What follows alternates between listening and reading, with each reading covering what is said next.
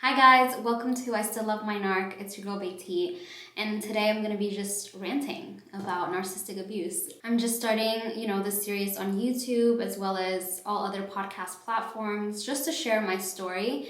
There was a video that I posted 2 years ago talking about my experience with narc abuse. And the comments underneath it were so encouraging. People were saying, oh my gosh, never stop making content. You're helping me so much. Even though it barely got views, but the people that I've come across that every single time I talk to them about narc abuse, the clients that I've had in the past when I did do coaching, I have been able to really, I think, reach people. I think that God has given me this talent, this ability to help people get over pain in their life. I think I've gone through a significant amount of pain in my own life, and I've always known that I have a light, I have an energy and essence, and that I think that I have a story to share on social media. And I just want to build a community of people who have been in narcissistic abuse and who are currently in it but want to get out, want to heal, want to find the light at the end of the tunnel. I believe that I have, in a lot of ways, found the light at the end of my tunnel, and I want to be, kind of like the Harriet Tubman.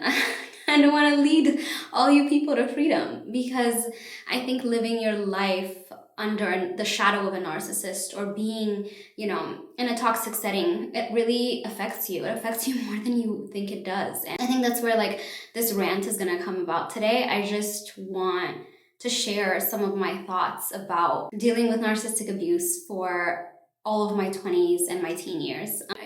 When I first started I Still Love My Narc, a lot of the work that I wanted to do focused on, okay, I have this story. I just went through this really tragic moment in my life, and I just want to share it, and I want to just talk about it. And I think that I can really help people, have a background in psychology, and just the kind of person that I am. I always try to find the silver lining in the things that I go through, because I believe that every experience is meant for you, and even if it doesn't feel like it or it doesn't seem as if it's going to serve you in the moment, I believe that everything is leading you to who you're meant to be and who you're supposed to be. And I think that the past, I would say 5 years of my life, it has been the overarching theme of it has been, breaking free from narcissistic abuse in all forms. And I think that, in doing a lot of this work and talking to a lot of different people and understanding myself, maneuvering relationships, maneuvering who I am, trying to discover, who I am outside of the abuse that I've endured throughout the course of my life, it's a very tough, lonely journey, and I don't think it's spoken about enough. I think that everyone that is on here is always trying to sell you something, right? Like they're trying to, and I get it. You're trying to make a living out of helping people, etc., but I don't know if there's a lot of vulnerability on several apps, across different networks of does it literally look like on a day-to-day basis to break free from narcissistic control and manipulation and these kind of people in your life. And I think that in a world where everybody's putting on, vulnerability is a true superpower, and I've always held that to be true. A lot of people that meet me may have a lot of misconceptions or this and that, but one thing that I really pride myself in being is 100% sincere and genuine. That comes from living a life or being in a family and then in relationships where you're recognizing that the way to make it in life or to get by in life has been largely to manipulate people, be toxic, condescending, self-serving, all of that. And when you're just you're innately against that because you understand what the ramifications of dealing with people or being that kind of person is really like, you run sort of the opposite way. And I've noticed that a lot of people who have gone through narcissistic abuse were just very empathic, very loving, have their own light, in a lot of ways neurodivergent, and in a lot of ways very colorful and kind, just truly kind. And, I guess people that believe in the best in people. And I definitely was that person. I still am. I still believe in the best for people. I think that has always helped me to meet really great people in my life, people that have poured into me and loved on me and cared about me and lifted me and all of that. And I think that, while I have encountered a lot of a lot, trust me when I say a lot, of people that wanted or want to see me fail. I have equally met a lot of great people that have propelled me in this, path. And more than anything, I believe that when you're, genuine and true and sincere and loving, I think that God even presents you with opportunities, people, places, things that really pour into you.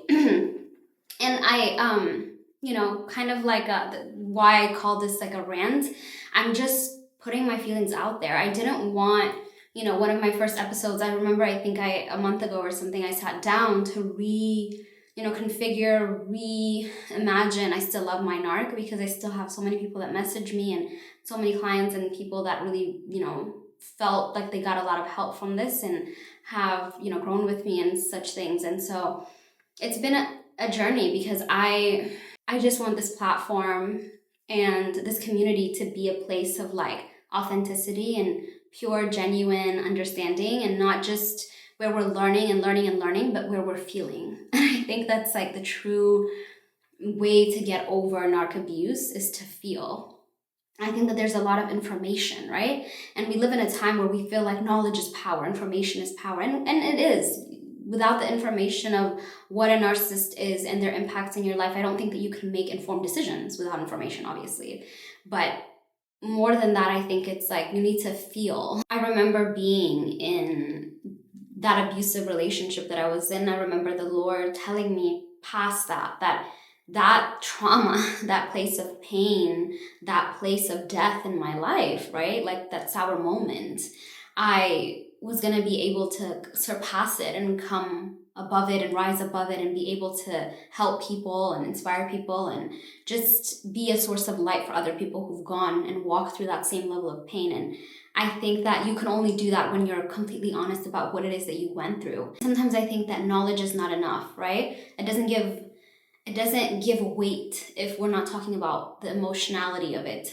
If we're not discussing the pain, if we're not discussing the emotional aspects, I think that knowledge can just be conceptual, right? And I think narcissistic abuse is far more than just concepts and, okay, the narcissist does this and you gray rock them and stonewall them and this is how you get, like, I think it's more than just like trying to understand, okay, yeah, this is a personality disorder, these people don't change, and X, Y, and Z. I think that that's one level of healing, but I think to really move past it and really understand why that occurred, how it's meant to propel you, what, the effects of abuse truly are, and how you can rebuild truly to be a person that overcomes.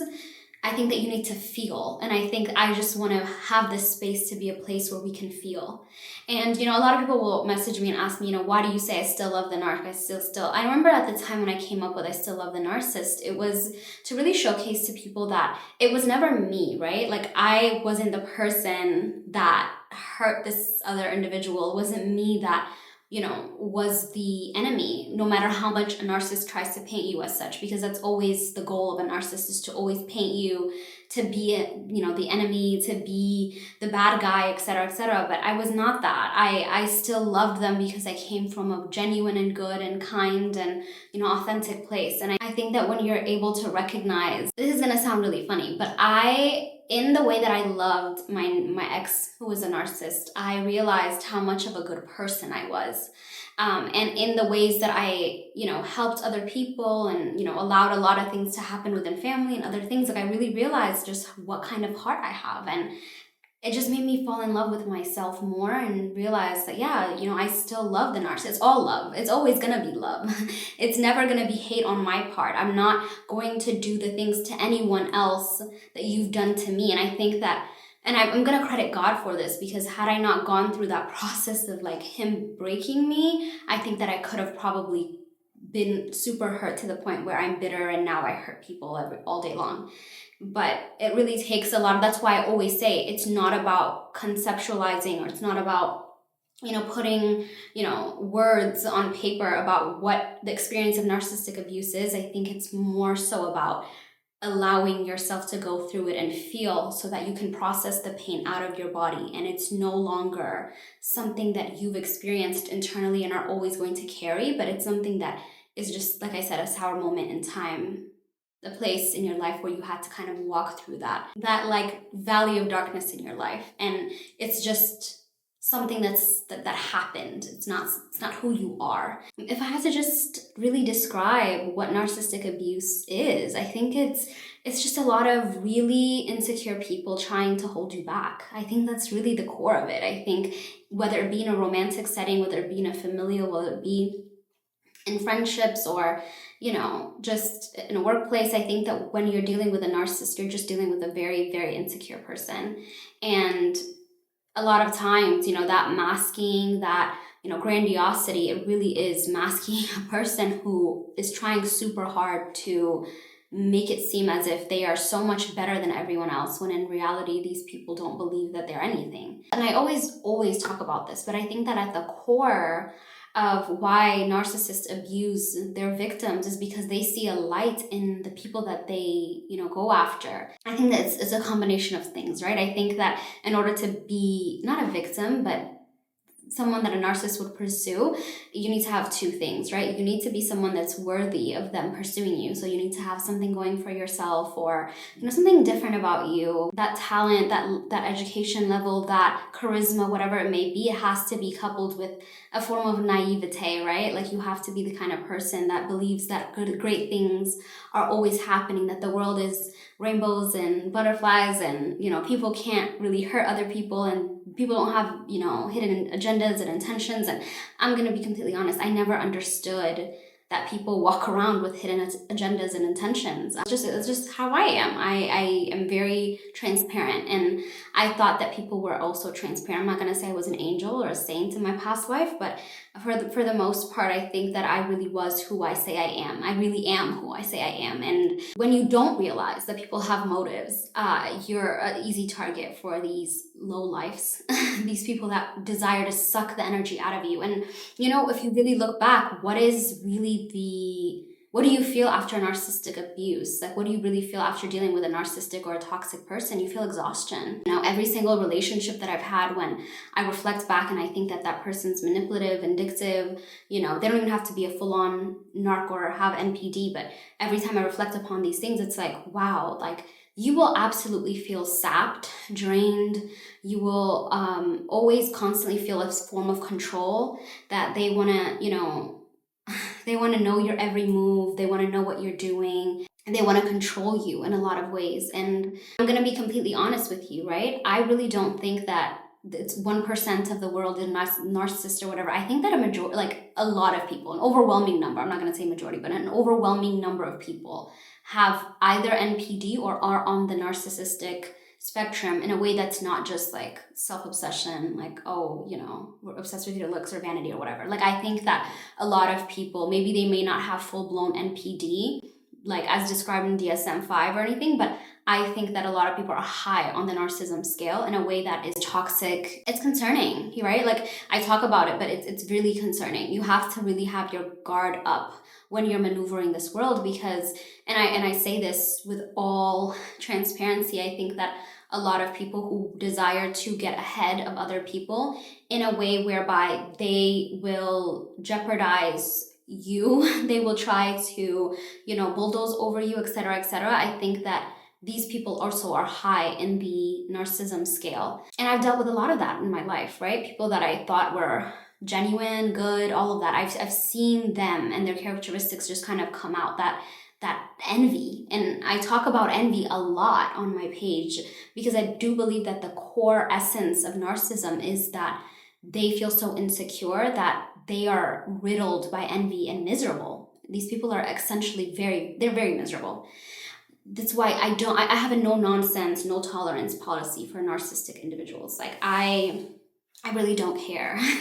I don't care what member of my family they are. I don't care, who, I just don't. And I think, God is the one who's really led me to have that too. And I thank him for it. I think when a lot of people think about God and who he is, and, they always think that, okay, God would never tell you to, stop talking to certain people, or to, ask, to just completely cut ties. He's always a God of forgiveness. Yes.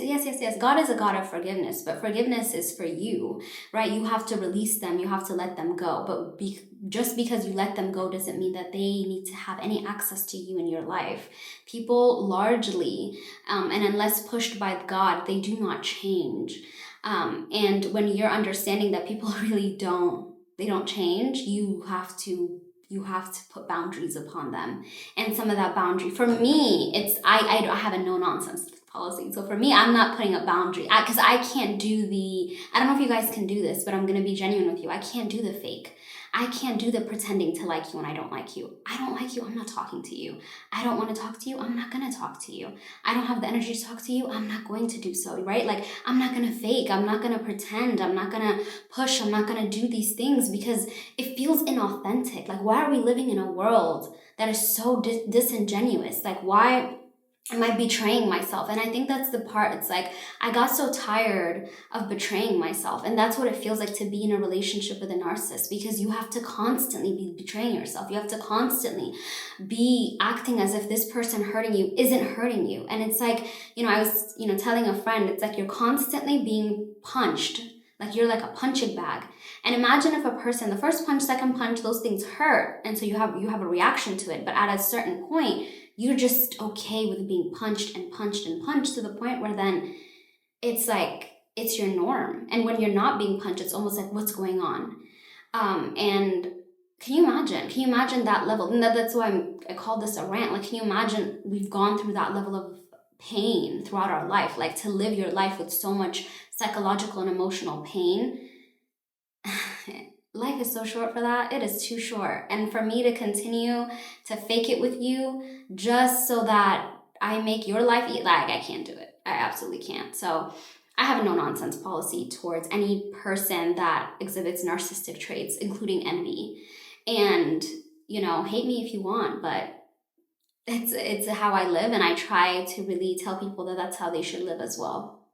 Now, if a person in your life, you'll just know. Also, like, in this rant, I'm going to be completely honest. If I have to be honest with myself, like, my gut was always telling me when something was off with a person. Like, I always felt it. And I tried to really betray my own gut, my own emotions about someone, because I believed what they were putting out. Wow, this is the truth. And that's what really hurts. It's that people can really, really pretend, okay? I want you to hear me when I say this. Like, people can really pretend as if they really care about you. And I lived amongst them. I lived amongst Judases. I lived with a Judas, like, actually in my home.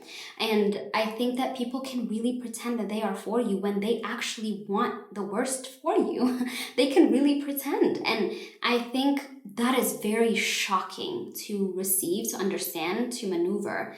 And when you recognize that, okay, yeah, people can pretend, like, how are we going to ever know? Like, how do we even detect a narc? Like, how do we figure out whether or not we're being bamboozled in relationships? I think, like I said, your gut is your best, it's your best sort of compass of direction, right? If you feel in your gut that you're not supposed to be continuing to have this person in your life, man, trust your gut. Please, guys, it's there for a reason. I really believe your gut is God talking to you. It's God directing you. It's God pulling you and pushing you in ways, in relationships and with people that are supposed to be in your life and that are not supposed to be in your life.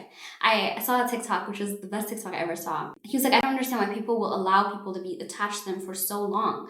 Why don't we treat relationships like car rides or like Uber rides, right? Right when it's no longer serving you, or it's no longer serving the relationship, or it has gone sour, thank you for the ride, and then get out the car, get out that Uber, get out of that person's life. Do not subject yourself to abuse. Do not subject yourself to an envious friend. Do not subject yourself to family members that do not want the best for you. For what? Like, your life is so incredibly short. Your days are numbered on this earth, You have a certain limited amount of energy. Why am I expelling it? Why am I expounding it? Why am I giving it to people that do not deserve it? I don't have the time. I don't have the energy. I think that many of us have lived in this society and have lived being told constantly that, like, you're supposed to be so kind and this, and Kindness, yes. Niceness, there's a lot of people that are toxic and nice, okay? I used to be one of those people. I used to be so nice to the point where I was extremely toxic.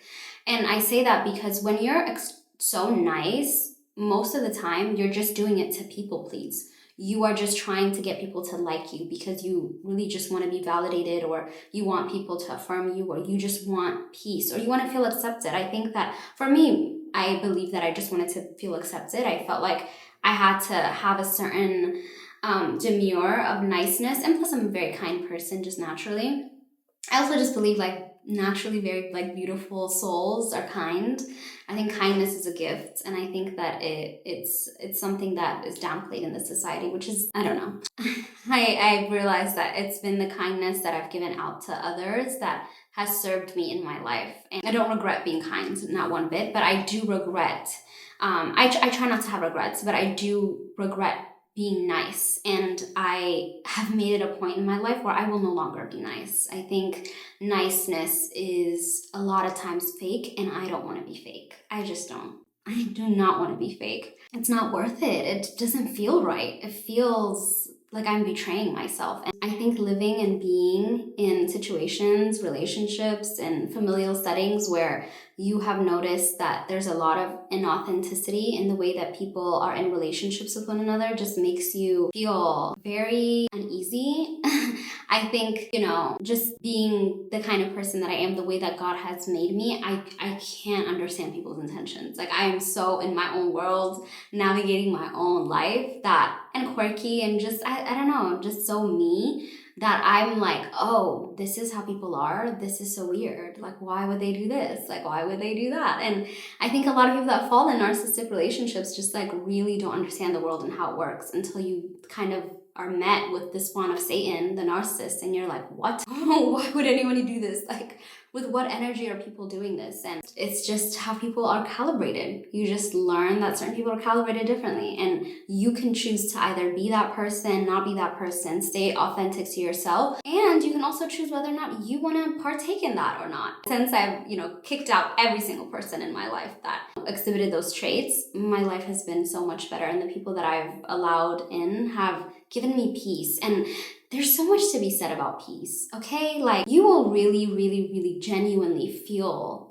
at peace when you have friends, family members, people in your life that genuinely are there for you. You will feel peace in conversations. You will feel peace in vulnerability. You will feel peace in having them know parts of your life. You will feel peace in the way that they just allow you to be in their acceptance of you. And you'll just know, and you feel as if there's always a weird emotion in a relationship. It's not worth continuing that relationship for anything. And I'm really just like in this delicious place in my life where it's like I have no responsibility for anyone's emotions except for my own. I don't hold myself accountable to anyone's expectations of me, desires of what they want for me in my life, except for my own.